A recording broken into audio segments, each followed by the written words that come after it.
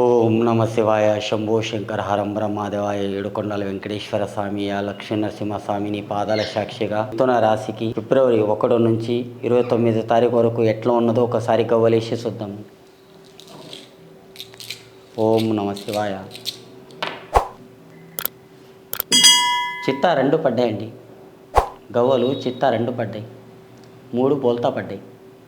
3 బోల్తా పడ్డాయి. చూడండి, 1 2 చిత్త పడ్డాయి. 1 2 3 3 బోల్తా పడ్డాయి.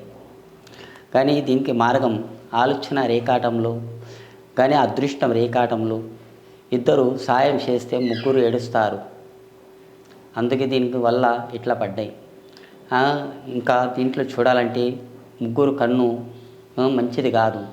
ముగ్గురు పార్ట్నర్ పని కానీ, ముగ్గురితో స్నేహం కానీ, ముగ్గురితో బంధుమిత్రులతో కలిసిమెలిసి ఉండటంలో కానీ ముగ్గురితోనే ఉండవద్దు.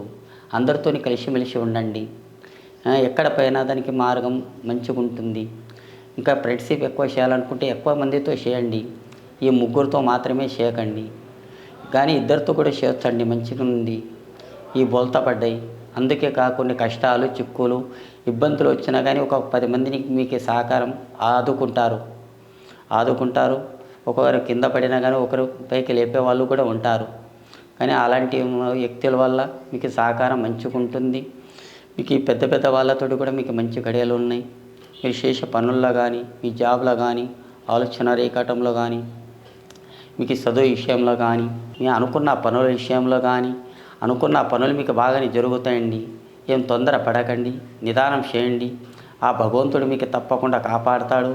మీ అనుకున్న లెక్కల్లో కూడా బాగానే జరుగుతుంది. ఏమంటే అష్టమ దళిద్రం, నత్తి మీద దళిద్రం ఉన్నప్పుడు ఏది చేసినా కానీ అలా అవ్వదండి. ఇప్పుడు ఏమన్నా నిదానం చేయండి. మీ అనుకున్న పనులు మీకు తప్పకుండా బాగానే జరుగుతాయి.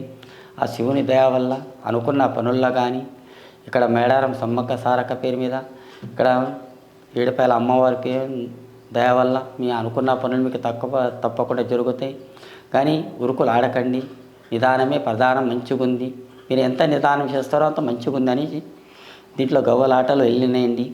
ఈ గవ్వలాట ఆలోచన రేఖాటం, పంచమూర్తి రేఖాటంలో పాముకి కానీ పుట్టల పాలేయండి.